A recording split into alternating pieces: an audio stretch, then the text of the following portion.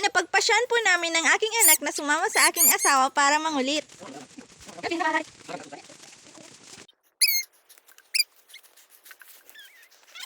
Ay naku, ngiting-wagi na naman dyan ng anak ko. Tuwang-tuwa dahil sa wakas nakalabas na rin sa lungga.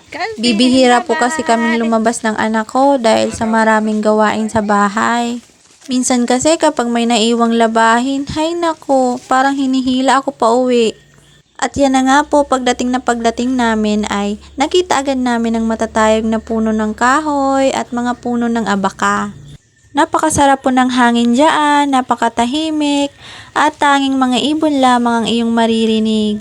Ay naku anak, mag-ingat kang kumapit dyan at baka ikay mahulog. Nagsimula na rin palang maghimo ng kapatid ng asawa ko dyan. Sa malayo ay tanaw na tanaw ko agad ang aking asawa habang binubuhat ang puno ng abaka. Dahil ilalagay niya iyan dito sa pwesto ng kanyang pagluluknitan.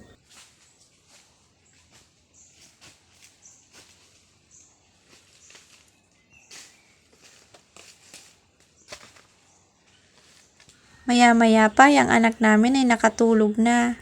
Dahil sa ganda ng simoy ng hangin, akala niya siguro ay pinapaypayan ko siya. Buti nga ngayon ay medyo matagal na yan kung matulog.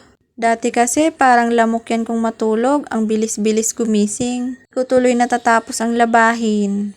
Pero simula nang bilhan niya ng lola niya ng vitamins, nako, napakahimbing na ng tulog. Mabuti nga at mainit ang panahon kaya nakasama kami dyan sa kanya. Pagluluknit pa lang tawag sa ganyang proseso ng paggawa ng bandala. Ganyan po ang pangunahing trabaho dito sa Bulang Malinaw, Albay. Kung makikita po ninyo parang puno lang ng saging, no? Pero hindi po, yan po ay puno ng abaka. Ang kaibahan po ay yung puno po ng saging ay malambot at yan po ay makunat. Hindi po yan basta-bastang napuputol. At alam niyo po ba na marami po ang nagagawa ng abaka? Yan daw po ay isa sa sangkap sa paggawa ng pera, karton, mga papel, mga tela, at kung ano-ano pa. At ang abaka po ay inaangkat sa ibang bansa. Hindi lang po dito sa amin mayroong ganyang abaka, pati rin po sa Catanduanes ay ganun din po ang pangunahing hanap buhay sa kanila. Paborin pala sa mga parahaagot ang ganitong tag-init. Dahil kapag tag-ulan, malaking struggle yun para sa kanila. Dahil hindi agad-agad natutuyo ang bandala. Maya-maya pa, alas 12 na ng tanghali, kaya nagsikain na kami. Kain na rin po pala kayo mga tugang. Ang ulam pala namin dyan ay gulay na kamuting kahoy. Nako, dito sa bukid kahit gulay solve na. Maya-maya pa ay nagpapapak na dyan ang aking anak ng ubod ng abaka. Maya-maya pa ay bigla na lamang umulan ay pagkainit-init pa naman ang panahon kanina. Buti na lamang at may malapit lang na tugod at nakasilong kami.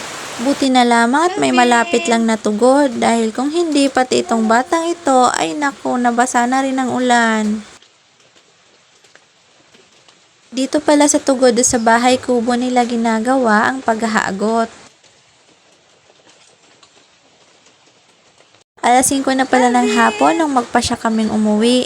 Dahil tumila na po ang ulan at tapos na rin po magtrabaho ang asawa ko at ang kapatid niya. Tuwang-tuwa nga dyan ang anak namin. Tingnan nyo nga naman yan. Bye-bye! Sa nagustuhan po ang video namin, like and subscribe po. Salamat!